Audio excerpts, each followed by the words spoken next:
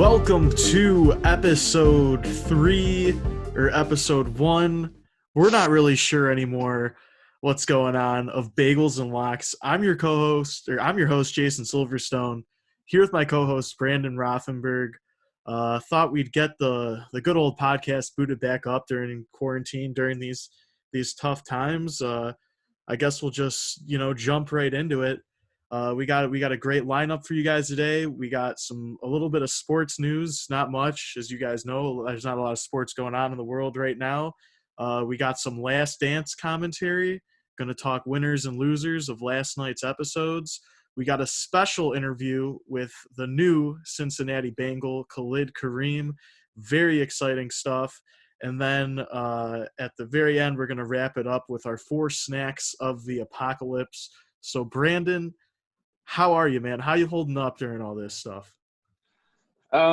It's tough, but I'm hanging in there. No sports is really hard.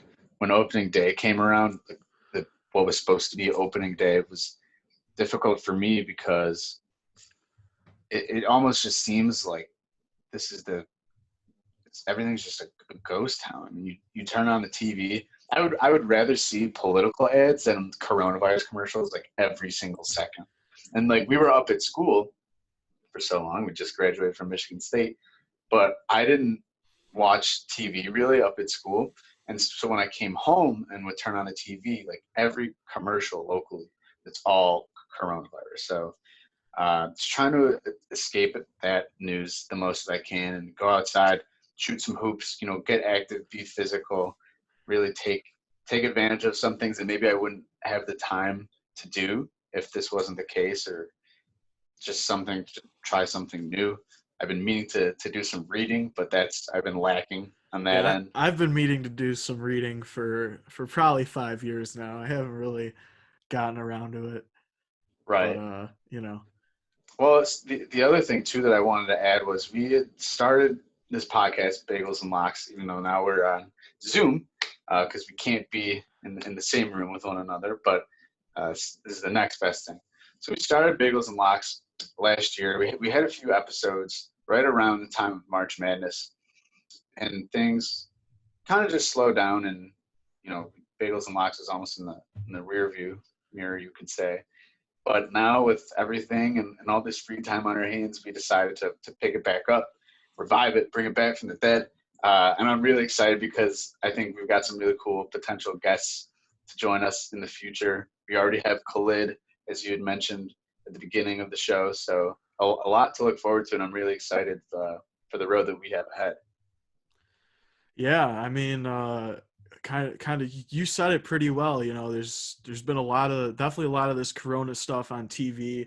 Been kind of trying to stay away from that. I've been watching some Netflix, a little bit of Amazon Prime here and there.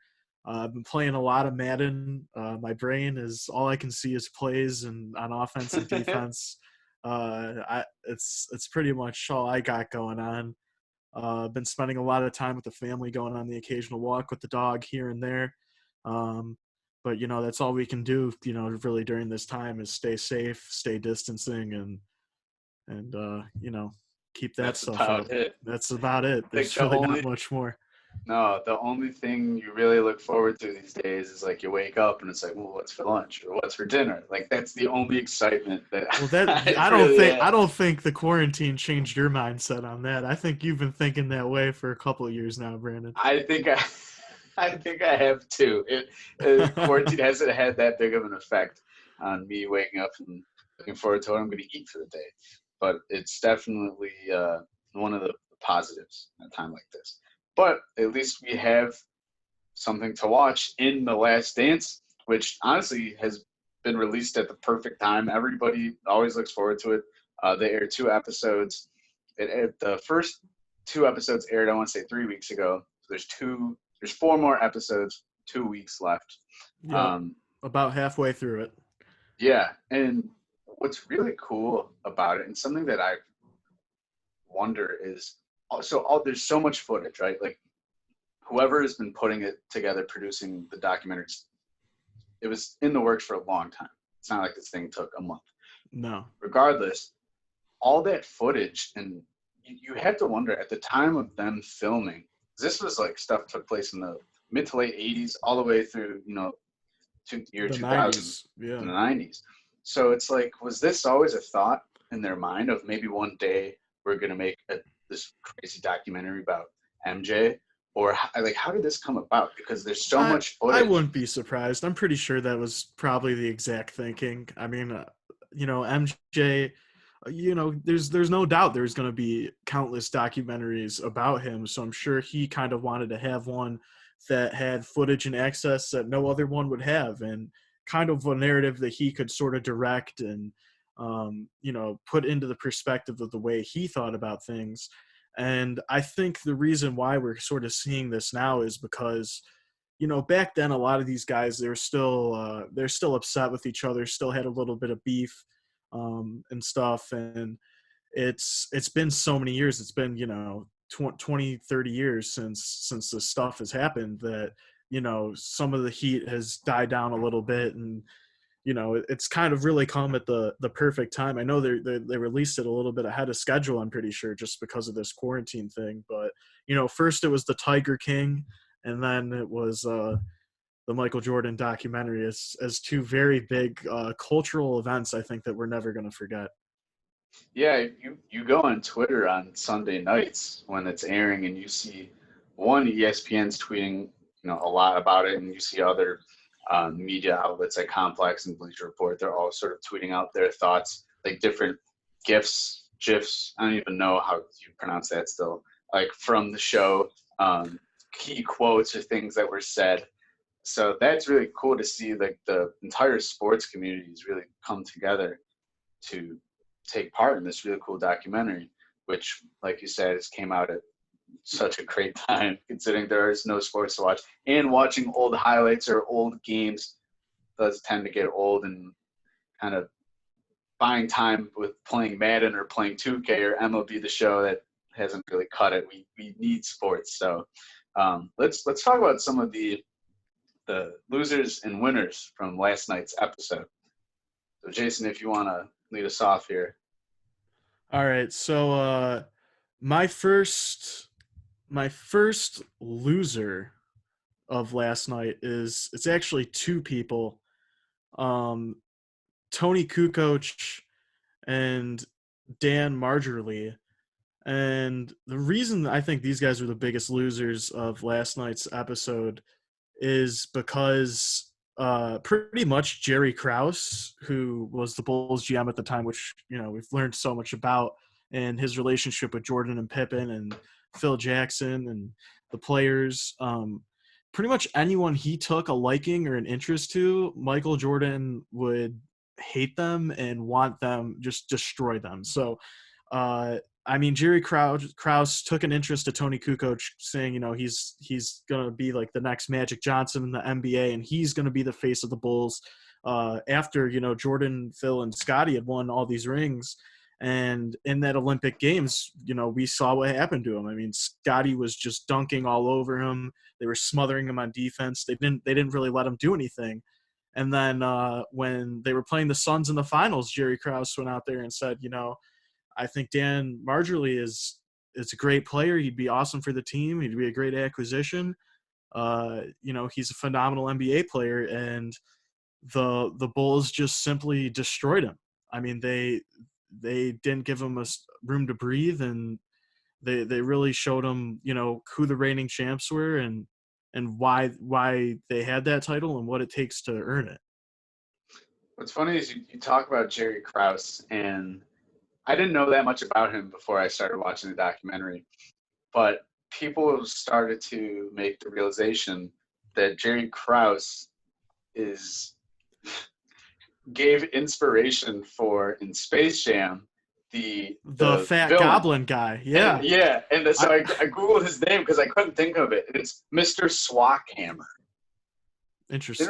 It didn't sound familiar to me at first, but I thought that's so funny because they look identical. Yeah, I mean, I They're didn't like really demeanor. realize it until I think Big Cat, or I don't know, someone on Twitter tweeted it out, like holy cow, like this is it, like this is the inspiration for what ended up happening in the Mr. movie. Swackhammer. So that kind of makes me think, who is going to be LeBron's Mr. Swackhammer in his Space Jam, because we just saw Yeah, him teasing that the other day and that it's coming next summer. Um, so I don't know if he's necessarily had a Kraus like figure in his career. So it should be interesting to see, who the main antagonist is in that film. right. And the storyline, how similar or different it is from the original Space Jam, whether or not there are, monstars or villains like Mr. Swackhammer. So we're gonna go into my loser from last night, and that would be Reebok, because they had sponsored the Dream Team, and MJ, Michael Jordan, was not about Reebok. He was partnered with Nike at the time, and basically was being pressured by Reebok to, sell their product, sell their name brand, and Jordan was not about it. So this picture was taken during the what is it? The The medal award ceremony, the ceremony. medal ceremony, and so MJ had the American flag draped over, blocking the Reebok sign. Jason. Yep. So my first winner is gamblers everywhere, specifically gambling addicts, because Connie Chung asked Michael Jordan during this documentary. She says, "Do you think you have a gambling problem?" And Michael responded, "No, because I can stop gambling. I have a competition problem, a competitive problem. So anytime you lose a bet and you're going to place the next one or you're chasing that live line, all you have to tell yourself is you do not have a gambling problem. You have a competition problem, and you're good to go." So MJ setting a great example, a great role model for all the gamblers everywhere. And Anyone who might be tuning into the show, correct, especially. correct. So that was a big victory for gamblers last night. I thought it was interesting how that was his, not his excuse, but it was such a storyline for him at the time, and in the news and media, like they were pushing him because it came out that he had owed all these people millions of dollars from betting on the golf course, which is not uncommon. It's something that a lot of people do, but Yeah, a you're lot of people expected. casually wager millions on Well, they golf. don't. They don't. They don't wager millions. At least not people like us. Maybe one day, but at the same time, it's a good excuse you could say for gambling, um, which it kind of runs through the family, so to speak. When you had Rodman take a brief leave of absence to go to Vegas to do some gambling for a few days mid-season, A so little a little bit more than gambling too, but yeah, he had he had quite the time. So I just found that very interesting, that was such a, because it's not that often, especially today, where you will see players and athletes' personal lives, something like as serious as that, blown up into proportion. And you could tell throughout the documentary in that part that MJ was kind of fed up with the media and wasn't talking to anybody because he could have the best game of his life, and at the end of the game, post game in the locker room, with the media, they'd be going at him for his gambling problem. So it makes sense to be fed up and kind of want that to go by the wayside. But MJ, at the end of the day, was a winner, and all the fellow gamblers out there as well. yep, It's not a gambling problem; it's an issue with being competitive.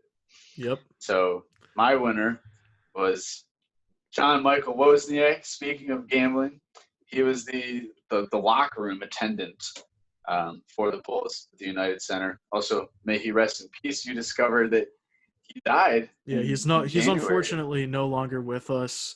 Um, I'm sure he would have loved to see this footage of him and MJ, throwing quarters and betting on it. But rest in peace to John Wozniak.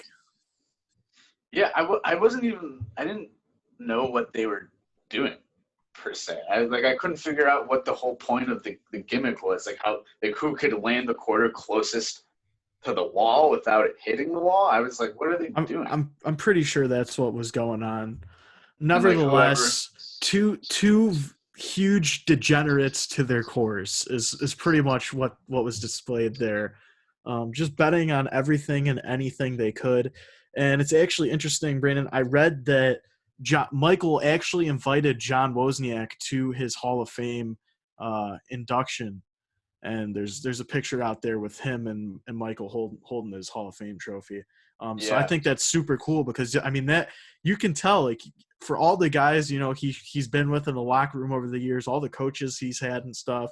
He wanted to make sure John Wozniak was there to see him get that trophy and stuff. So you could tell that was a very special relationship. yeah. Through through gambling, the two of them had a unique relationship. I mean, that's crazy to think too, because you got to figure as an athlete, you come across so many people's like small people, like the locker room attendees, the even the janitors, like athletes will still build relationships with those people. So kind of cool to see that even after retirement and years after MJ was playing, they were still buddies I and had also had some a other thoughts on relationship the with one Last another. Dance. I don't know if you did, but let's just take a little bit of time to talk about them. Um, so one of my thoughts was about in the very first episode we got to see Kobe Bryant in his All-Star game after being in the league for only a year and a half, and the whole East locker room is already talking about him and the impact that he's going to make in the league. Grant Hill is even quoted saying like, "Oh, I'm not jumping with him. Like, I'm not trying to be on his poster."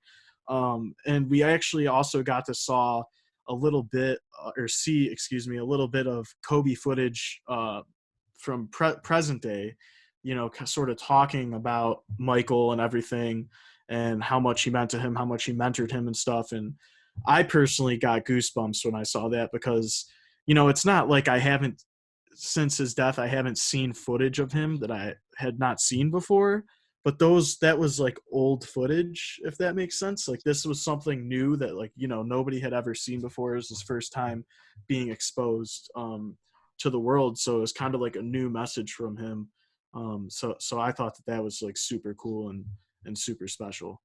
Yeah, it was Kobe opening up a side of him that we'd never really heard before, saying he wouldn't be the player or even the person he was if it wasn't for MJ, and learning from him. And uh, he asked him like, how does he do his like step back or one like a fadeaway shot, like just the two of them, learning off one another. I thought it was cool too how Kobe had said, people ask me all the time, well, who would win in the game of one-on-one, me or MJ? And he would like be annoyed with that question solely because he's as humble of a dude that Kobe is. He said that, my game is modeled after his, so you take what you think of that. And Yeah. it was just, a really special relationship too. And seeing all those legends and veteran players, like you had said, like crazy to think that they were so intimidated in a way by Kobe, and he wasn't even a starter then. He was fresh into the league, and people just knew about his work ethic and how bad he wanted to be a legend in the league and such a great player that he obviously turned into. So I thought that was really special. Yeah, and then another thought that I had, it's going to sort of be like a shoe discussion, but I thought it was super cool that Michael, with his last game at Madison Square Garden, played in the same shoes as, his Jordan 1s that he played in there, almost a decade earlier. And I was thinking the whole time, I was like, man, like, you're playing in 10-year-old shoes, and those shoes aren't even, designed with like all the great technology they have now for basketball players. Like his feet have got to be just killing them. And, as I was thinking that, Michael says, I just could not wait to get off the court and take them off my foot. My whole sock was just completely bloody. And Yeah, it's just crazy to think, that he was so locked into his Jordan brand and of himself and Air Jordan, all that he was going to go out there and play a whole game and just soak his shoe and sock up with blood just to withhold that and keep that nostalgia sort of alive. I thought that was really cool. yeah, right. One can only imagine. And he had said too that he was having such a good game. before it was halftime and he didn't want to take them off, and he just kept pushing. And that's that same mentality that you see with Jordan and as you see with Kobe. So yeah, I thought that was really interesting too. I wonder what has happened with those shoes. Obviously, he kept them. Yeah. There's no way he threw those out. Yeah. He still got them somewhere, so that'd be pretty cool. And then in addition, I'm just like so like shook with Adidas right now, because you find out in this documentary that Michael originally he liked Adidas. Converse told him, we already got Magic, we already got Larry, like, I'm sorry, we got these huge stars, you're never going to live up to the level. What? Michael's like, whatever, screw you guys. And before Nike, he wanted to join Adidas, but they told him, we're a little unorganized right now and we can't promise you a signature shoe, so there's just no way we can do it. And now, so his mom, we find out Dolores is the one who convinces him to take the trip to Nike, and because of Dolores, we have the entire Jordan collection and the fandom and all of that, so we have her to thank for that. Yeah, huge shout out to Dolores. Big time. But going back to the Adidas thing, is it's not they only messed it up with MJ, with LeBron. I don't know if you know this, but before LeBron had signed his sneaker deal, he met with Reebok, Adidas, and Nike, and Reebok did their presentation. It was whatever. LeBron wasn't really feeling it. And so it was, Adidas was next, Nike was last. Adidas, they decided, we're going to offer him $100 million for a shoe deal, signature shoe, all this. We're not going to mess it up. So they go into the meeting, they pitch the whole thing, and the guy who ends up making the offer to LeBron and his agent and all this stuff, he ends up offering him only $70 million, because he's like, oh, I'm going to be the hero of the company. I'm going to save us $30 million. It's going to be great. We're still going to get him. And then LeBron goes to Nike and ends up signing for, I think it was 95 or 100 million. So Adidas completely just screwed themselves over. They mess it up with MJ and they mess it up with LeBron. And you can also argue, I don't know if you knew this either, Brandon, that they messed it up with Kobe too. Because Kobe originally was with Adidas, and they made him the ugliest shoes ever. The Kobe ones were whatever, and then the Kobe 2s came out, and they look like minivans. And he hated them so much that he wouldn't even wear them. He was wearing the Kobe ones on the court, and he ended up he bought himself out of that contract, had to wait a whole year and some change before he could sign with another company, because that was a stipulation in the contract. But that's how much he hated being with Adidas. And I think that's just crazy that they missed out on Michael Jordan, LeBron James, and they had Kobe and they let him slip away. Arguably the three GOATs of the game that they totally missed out on. Wow, and it only cost them almost. I mean, Adidas. When I think of Adidas now, it's the first thing that comes to mind is soccer in terms of sports or that is true athlete. So it's not like they're completely off the spectrum or that they lost those deals, but definitely heartbreaking to think that at one point in time they could have had MJ, Kobe, and LeBron. That's ridiculous, and that's tough for them. We thought it was tough for Reebok a couple minutes ago. It's really Adidas that's taken the big L in this one. I will say one thing about Adidas though is they did take Kanye away from Nike, and that was big for them. So they do got the Yeezys. Yeezys. So yes, that's a very valid point. That was a victory for them. So that's it for our Last Dance discussion. There are 4 more episodes within the next 2 weeks, so we're excited to watch that. Jason, I know you are, and we'll have a little bit more to discuss further down the road. So now we'll take you to our interview with the newest Cincinnati Bengal, Khalid Kareem, and everything that he's looking forward to and what he's done since the draft. So take a look.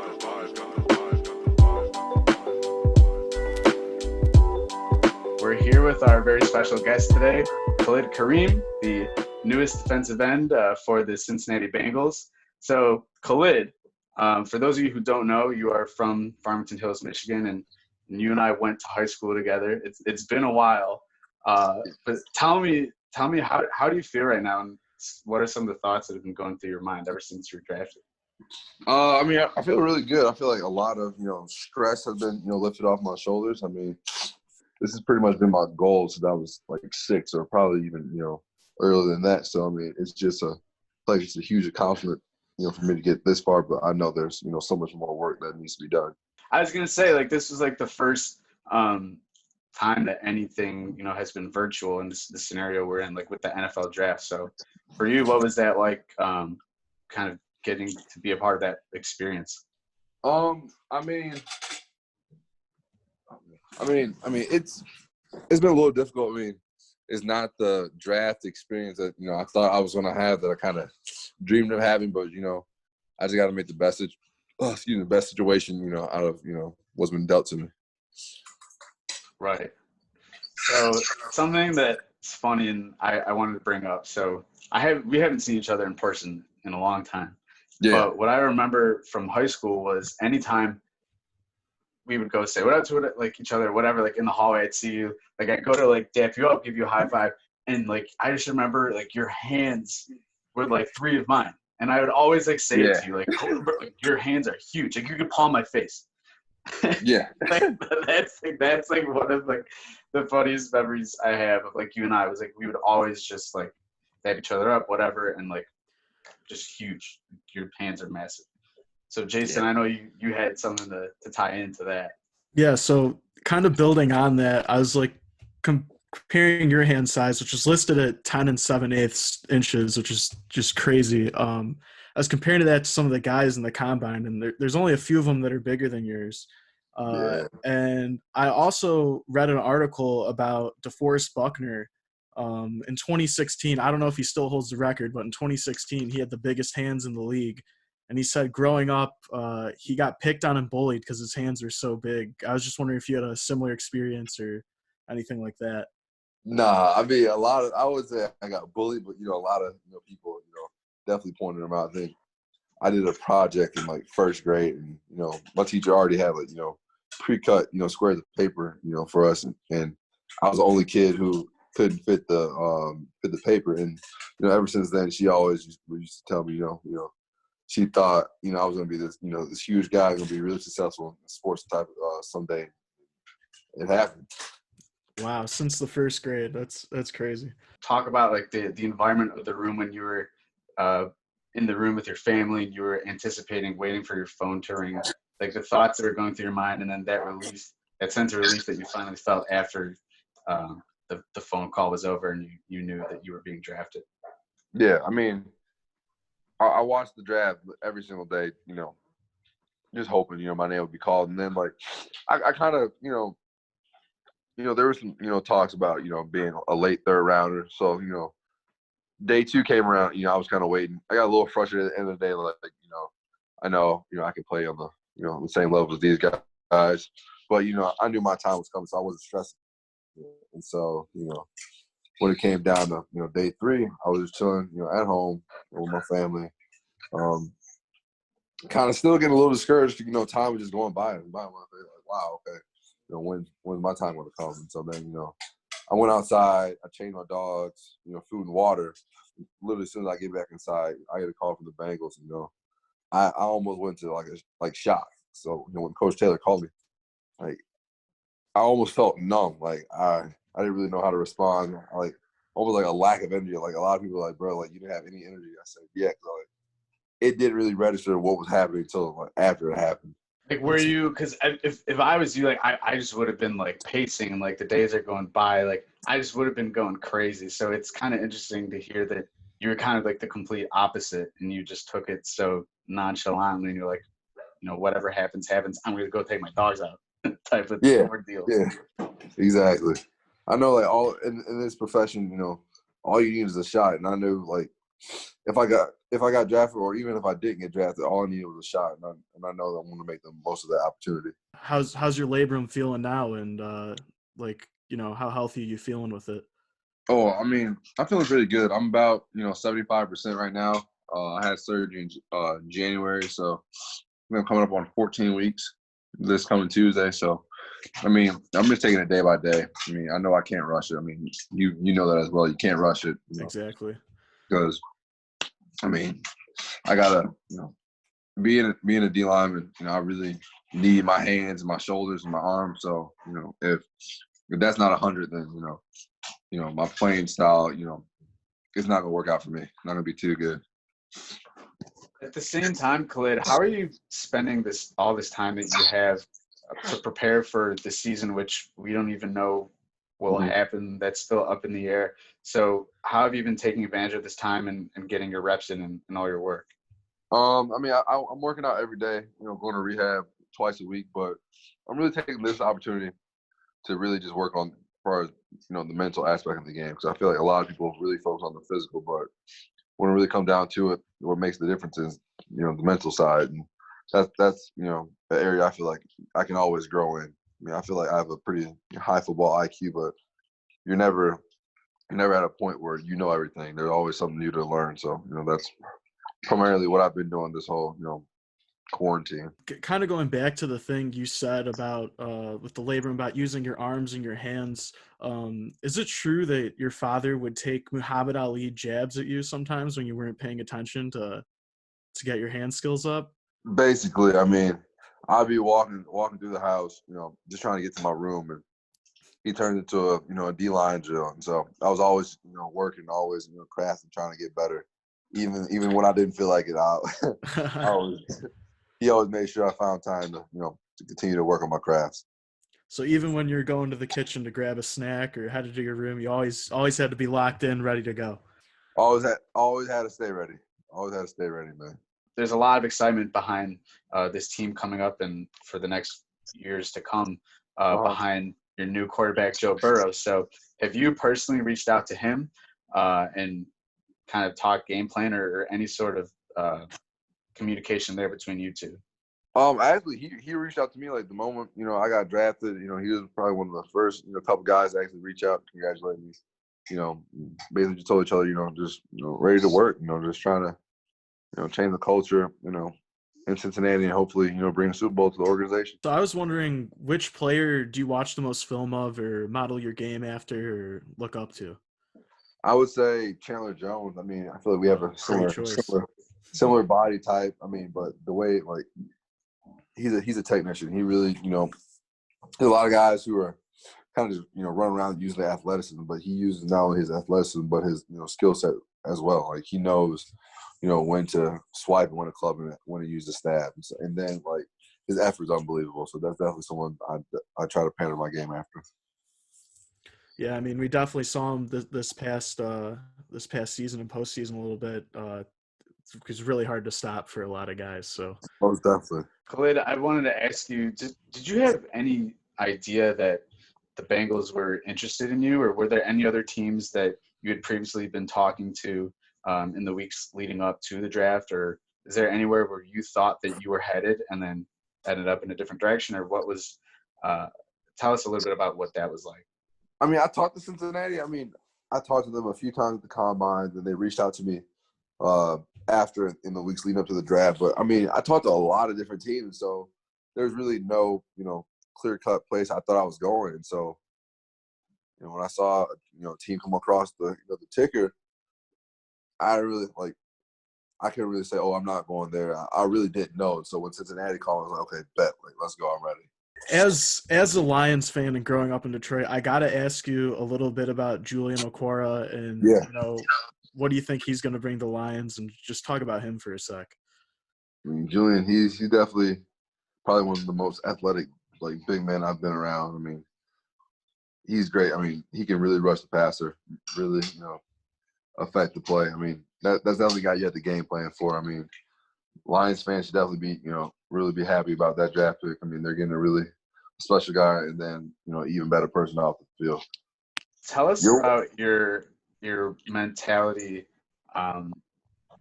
whether it was like the difference between as you kind of progressed in your skill set and like as you went from like high school, like some of your goals that you had in high school to eventually playing at college, Notre Dame, like your your goals and aspirations you had in college, and now like as in part of the NFL, like what are some of your dreams and your goals that you have?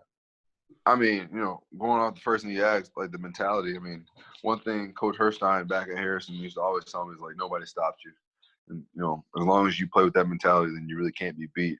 But my ultimate goal is to win a Super Bowl. I mean, that's been my dream since I was a little kid, and so I'm at that point right now where I can, that really could happen. That's really a goal that's right there, right in front of me. We just got to go out there and do it. And so, I mean, that's probably my biggest goal. I mean, obviously, I want to be a starter in this league, but I know I have to earn that role. Got to earn the respect of the guys in the locker room, earn the trust of the coaches to get myself out in the field. And so, as long as I go into every day in practice, trying to be consistent and always getting better, then that should be really no difficult task. Have the coaches at Harrison have they reached out to you, or have you reached out to them, like Herstein or Coach Harrington? Yeah, pretty much everyone's reached out to me. I mean, in the days leading up to the draft, just wish me luck, But then, as soon as I got drafted, like a huge rush of text messages from literally everyone just are coming in. I mean, at one point I think I had like almost 200 text messages, and so it took me a long time, but I'm pretty sure I got to everybody. If I didn't, I apologize to them. But I'm the type to if you show effort, in reaching out to me, then I feel like I need to show the same courtesy, in replying and just saying thank you. Yeah, well, you knew those texts and those messages from everybody. You knew it was coming, so I'm sure you prepared well. Yeah, I was definitely ready for that. Kind of going back and touching upon you talked about how you have the mentality that nobody can stop you. I know that one of my favorite plays from watching you was a couple years ago. You guys were playing Virginia Tech, and you blew through a double team and kind of missed QB a little bit, fell down on the ground, and it looked like you were out of the play. And you get back up, you come from right behind and forces the fumble. I was just wondering, what's your favorite memory from being on the field, whether it's on the college or high school level? I would say probably my favorite memory is probably my last game I played at Notre Dame. I mean, I really just try to take that moment in. I mean, last time I really got to a chance to go on the field, play with my brothers. I mean, that whole week was was kind of surreal, because I mean that was the first place. Well, that was the first bowl game we went to. The same location. We played the Citrus Bowl our sophomore year, and then we came back and played the Camping World Bowl my senior year. So kind of brought everything full circle. And I really was just appreciative of the time that I got to spend with my teammates that week. Khalid, have you kept any kind of like the same routine that was like pregame or postgame that you did in high school that like you carried into college and that you're going to carry with you into the NFL, or what? How has that sort of played out for you? No, my routine's definitely changed. I mean, I used to eat like crap before every game. I think me, Char, and Damon, we would go eat like 2 potbelly sandwiches, and like it would just be cooling. But now I know, like, for me, I can't eat before a game because I like to play. Like, I guess on a light something, I feel lighter. I feel like there's really nothing hold me back. So that's probably the biggest thing I'm taking into the next level is the pregame meal aspect. And then, I feel like another big thing is just my preparation. Just the amount of time I watch film, the amount of time that I study my opponent. Definitely has to take that to the NFL, but also raise that up a little bit, because there's always more that I can do. I can't imagine that. I don't know how you'd play on an empty stomach. Like me personally, like if I'm going out to like shoot hoops or like play one or something that is athletic based, I like have to eat. So I give you props. I don't know how you pull that one off. Yeah, I start feeling a little sick if I do. So I try to cancel out all the things that I can control, and so the food definitely being number one. I definitely don't eat. I probably won't eat before game, but I tell you what, after the game, I pick out. a banana at halftime in the locker room helps too, though. I definitely eat an Uncrustable. I eat 2 strawberry Uncrustables, and I might drink a chocolate muscle milk, but that's it. So going back to you talking about your best memory, your last game at Notre Dame, and being with the team and the program and the coaches and all that stuff. Mm-hmm. Can you just touch on being a captain for that team for a minute and kind of what that like meant to you, and do you plan on kind of bringing that same type of mentality to Cincinnati? I mean, that's probably one of the biggest honors I've ever had in life was, being a captain at Notre Dame. I mean, that's a fraternity within a fraternity. When you go to Notre Dame, that's it's one big, family. But then being a captain, that's something different. That's definitely something I took pride in. But also knowing that it was player voted, knowing that I really had the trust of my teammates to go out there and lead them. I wanted to have a little laugh. So let's see here. Khalid, I found this picture of of you and I from, I don't even know what it was from. It must have been like homecoming, or I don't even know. I think it was homecoming, and it was at like the Farmington Hills. Bro, no, that was that junior formal, whatever they like to call it. Was I wearing gray? Am I wearing gray? I think you are wearing gray, and I thought I had the picture pulled up here. That's at the Manor, right? Yes, the Farmington Hills Manor. Yes, I remember that. All right, I got it. You got it? All right, let me see it. So definitely. All right. You gotta send that to me. Look how tough that is. Of me. Like, look at my tie. Do you see that? Bro, You see how short that thing is? That is brutal. Bro, we had some questionable attire on. I'll tell you that right now. I was just wondering if you play Madden at all, and if you have even thought about the idea of being able to play as yourself in Madden. I mean, I played a lot of Madden growing up, and I still play to this day. I mean, I'm not the best, but I'll tell everybody I'm the best. But seeing I already know that my Madden rating is about to be low. I mean, most rookies are, so most rookies are. Yeah, that's expected. But I'm definitely gonna boost my ratings up a little bit. I mean, that's gonna be just cool seeing my face on Madden. Well, not even my face, just me being in Madden. That's gonna be huge. So I wanted, growing up, goal was always to number one, be in NCAA. But that's they cut that off. Yeah, so they ruined that for you. Yeah, man. I mean, because I think what was the last year? 14. Yeah, it was 14. Like 2 years before I got there, they canceled it, so I was kind of pissed off about that. But I mean, hey, I'm in the big leagues now. I'm in Madden. Yeah, you got back at EA Sports. They couldn't stop you. Exactly. One of our friends, our mutual buddies, David Vinsky, so he signed the St. Louis Cardinals. Uh-huh. And I talked to David recently, but he's he'll always be posting pictures or whatnot of him in MLB The Show as a rookie, not as a rookie, in the minor leagues, which I always thought was crazy because it's wow, I can't imagine myself actually being in a video game where it's not the player I created who is 6'10" and 200. Exactly. I wanted to talk about what you think it'll be like learning and playing alongside guys like Carlos Dunlap and Geno Atkins, some pass rushers that have made multiple Pro Bowls, and even Dunlap made the NFL's all-decade team recently. So, I mean, I'm definitely looking forward to that. Those are two guys who've done it the right way for so long. They just have a wealth of knowledge. I just hope that I can gain as much information as I can while we're playing together. So I'm definitely looking forward to that. And then I said 2 last quick questions. All right. What pregame music do you listen to lock in? And then what's your favorite postgame meal or activity? So I listen to a lot of Meat Mill before the game. For sure. A lot of Meat Mill. In post game, honestly, I love going back home and just watching the movie and just chilling. I like that. Meat Mill is a good choice too. He, I can see how he definitely pumps you up and gets you going on an empty stomach. Yeah. All right, Khalid. Well, this was a lot of fun. I want to thank you for being our first guest on the show, Bagels and Locks today. And we wish you the best of luck. We wish you the best of luck. And lastly, if you want, shout out your Instagram, your Twitter, people, give people a chance to follow you. Yeah. Oh, yeah.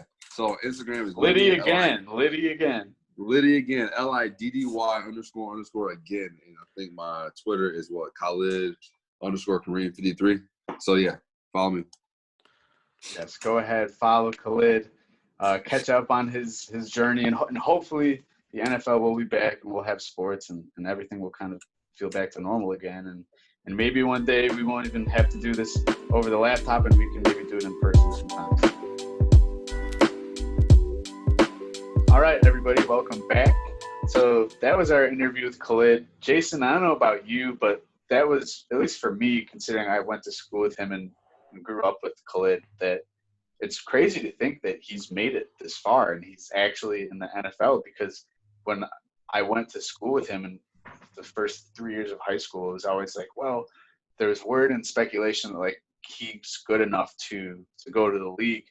But it was like at the time, you know, we're all like 16, 17 years old. It's like the thought of one of your friends playing a professional sport is almost unheard of, or a super rare coincidence. Like they've got to be top of the line, excelling at what they do, which Khalid was that in high school and in college. So it's really crazy to think that he is where he is now in the NFL. Yeah, I mean, I personally, you know, that was my first time meeting him. I didn't know him from high school or anything like that, but you know, I've heard you talk about him for the past 4 years. I've heard other friends of ours that have known him and had the chance to meet him before talk about that. And so, I mean, I've always, whenever I've watched Notre Dame and he was out there, I always kept a close eye on him. And I thought the same stuff. I mean, very, very talented kid. And as coming from someone who hasn't met him, I mean, I thought he was just, you know, he was super cool, super chill, very humble. You can tell that, you know, he comes from a good home and that he has a very strong work ethic. And I do expect big things from him, and I'm sure he expects big things for himself. And I'm not going to be surprised if he accomplishes those things. You know, the sky's the limit for him. There's been a lot of talk and discussion with what's been happening in the state of Michigan and how Gretchen Whitmer is kind of handling this whole stay-at-home act and how she's extended it, and people are mad and protesting and yada, yada, yada, say what you will. But I did find something that's really funny that has kind of come of this. I saw a tweet this morning of a rapper from Detroit who actually made it on the news on Fox 2. He wrote a song about Whitmer and how she's earned her buffs, so to speak. For those of you who don't know what buffs are, it's basically a pair of, how do you describe Cartier. wood frames? Cartier. They're Cartier frames, and they're Cartier glasses, but buffs specifically it's sort of a Detroit style that is customized with it's like buffalo something like for the what the frames. The frames, right? Thank you. I don't wear glasses, so I don't know all the glasses terminology. You got to help me out. And but it's very particular to the city. Yeah, and they're very expensive. So we're gonna take a listen to this song, and yeah, let's take a look. On behalf Primo of Detroit, beats on the chat. hey, we want to present these buffs to our governor. Hey, Gretch! Throw her buffs on her face, cause that's Big Gretch. We ain't even about to stress, we got Big Gretch. You can find her in the press, under Big Gretch. Fresh in a new dress, yeah, that's Big Gretch. Throw her buffs on her face, cause that's Big Gretch. We ain't even about to stress, we got Big Gretch. At all. You can find her in the press, under Big Gretch. Look her up. Fresh in a new dress, yeah, that's Big Gretch. Come on. Big Gretch and this bitch playing no roles. Excuse all the cussing, that's just how I get my... So, a bit of a sample there for you. Yeah, check the rest of the video out. It's a pretty good song. It's really creative, which is funny. And the rapper, his name is G-Mac Cash. Yep. G-Mac Cash started a GoFundMe to to have people donate so that they could buy Whitmer a pair of buffs. And he came out and said that he's actually going to do it. And honestly, since we've started recording, I think there's been $75 more even donated. So really, I mean, the people want to see her with the buffs. It's so crazy. $975, and the goal of $2,500. So that goes to show that they aren't cheap. And what's funny is Whitmer herself noticed it, and she actually responded to the tweet. She had said, "This is too much. Love the nickname, love the song. Nickname is in Big Gretch. See you at the cookout at GMAC Cash. Until then, Big Gretch says stay home and stay safe." He does mention in the song that she's invited to the cookout. So hopefully the stay-at-home order will be lifted sometime soon, and she's more than welcome to go visit GMAT Cash for a little bit of barbecue action. I was going to say, I would not be surprised when this is all over if we don't see something on social media with her and GMAT Cash at the cookout. We're going to see it for sure. Like there's no way it doesn't happen. Like both just like buffed up, wearing their their buffs and their Cartier lens frames, whatever you will. She's like biting into like corn on the cob or something. Fat slab of ribs. Ah, that's great. All right. Well, Speaking of ribs, Brandon. Yes. Before we leave you guys here today, we got a little segment called the 4 blank of the apocalypse, and today's blank is snacks. So our 4 snacks of the apocalypse. We're going to talk about our 4 favorite snacks that we've been munching on during quarantine. I'll go first. Let me grab them for you. Oh, you got the visuals. I don't have the visuals. An Easter candy special, the Cadbury cream eggs. Okay, oh my goodness. I eat these things like it's nothing. They are the chocolate egg with like cream on the inside, and like I don't know what it is. They're cracked. They're so good. They're really expensive though. They're like $1.25 an egg. So I don't know. When Easter comes around, I always get my stock up. So for me, that's a big one. Cadbury eggs. All right. So for my first snack, it's actually a homemade recipe that my not my direct blood grandma, but my cousin's grandma, kind of on the other side, but we see her at family functions and stuff. Miriam, she makes these things called chocolate in-betweens, and pretty much it's ground. I'm telling you it, bro. They're ground up like oats and stuff, and there's chocolate, like literally just melted chocolate, and then more oats on top. You put them in the oven, you bake them, you cook them, and then I like them a little cold, so I put them in the freezer. I don't have any with me right now. They're downstairs. But they're downstairs? I'm positive they're downstairs. I had some last night, but they're called chocolate in betweens, and they hit. So that's my knows what she's doing. 100%. So that's my first snack of the apocalypse.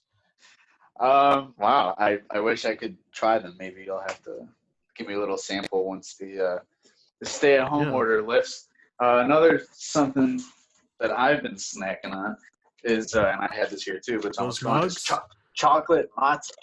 Like chocolate matzo kind of hits different. Those of you who don't know what matzo is, it's like a gross passed over like unleavened bread cracker thing. You don't want to try it, but chocolate matzo, it's really good. I suggest it, and it's probably like 90% off right now because Passover was like 3 weeks ago. I actually like the egg and onion ones too. I think those ones are pretty good. Matzah, like egg and onion matzah. Yeah. Mediterranean matzah is actually pretty good too. It's very similar, but it's not kosher. I don't think. Fun fact. All right, so my next snack of the apocalypse, just kind of keeping it plain and simple here, is just some sour cream and onion chips. I'm a big fan. We did the sweet. I got to get back onto the salty now. You did 2 sweets in a row. And if you're quarantining, you're watching Netflix, you're watching a movie, you're listening to your favorite podcast, watching YouTube, just grab some sour cream and onion chips. That you know what you're getting every time. It's consistent and pretty good. Nice crunch. Now, are we talking Clancy brand or what's That's what I'm saying. I think they're diverse, bro. I think across all brands, they're pretty good. Sour cream and onion. I agree. Well, you and I had this joke about Clancy brand. It's like all these off-brand company, if you will, that makes all their snacks and stuff. So a lot of Clancy's has been punched on over Consumed. quarantine. So my third snack of the apocalypse is these Black Forest Juicy Bursts gummies. Wow. They have like juice in the middle, and like they're the only fruit snack I've ever had that has like, they remind me of Gushers. I was going to say, you've never had Gushers? No, but Gushers aren't like a fruit snack. These are, advertised as Okay. fruit snacks. But yeah, I'm hitting you with all the sugary stuff. So Yeah. So my next one, I had a little bit of sweet with my first one. I went salty with my second one. So now my next one combines the both. I got sweet and salty. It's called Motown Mix. It's like my favorite trail mix in the world. They got like peanuts, cranberries, raisins, and like they are not cheap with the chocolate chips that they put in there, bro. I mean, they load them up. And my brother Lou, he knows about the Motown Mix. Me and him have a lot of dialogue about it. The Germac company produces them. If you get the chance, get your hands on some Motown Mix because it's some good stuff. that sounds good.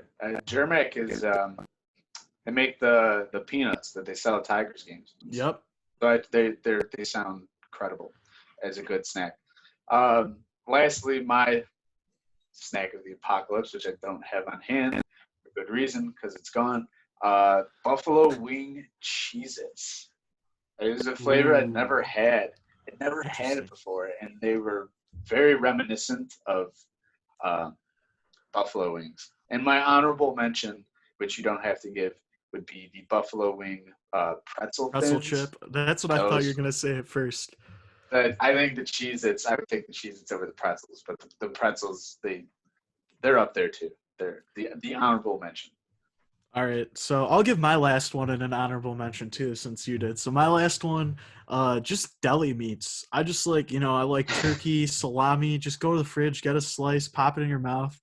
Just unreal, dude. Just a little bit of protein, pack it in. Yes. Yes. Can never go wrong there either. You don't even have to make the full sandwich. Just rip some salami, and get Save going. yourself the bread, the calories from the bread, and just go right for the meat and the cheese. It's not so much the calories; it's more so the carbs. But that too. Anyway, I'd say my honorable mention. It's a little tough because there's a lot of things that could fit in this category. I'm gonna go. You mentioned the pretzel crisps, so I'm just gonna go pretzels and hummus, man. I've been eating a good amount of hummus. Can never go wrong there. And it's delicious. Yeah, a classic snack for an honorable mention. So I'm right there with you. I love a good pretzel and hummus. So thank you guys for joining us on this episode of Bagels and Locks. I know I had a ton of fun doing it. I know Brandon did as well. We plan on coming back at least once a week. We got some special guests lined up, hopefully, keeping our fingers crossed. And just thank you guys. Take care and stay safe. Yeah, a lot of exciting things to look forward to on Bagels and Locks in the next coming weeks. So we hope you stay tuned in, and we will see you guys soon. And for now, take care and be safe.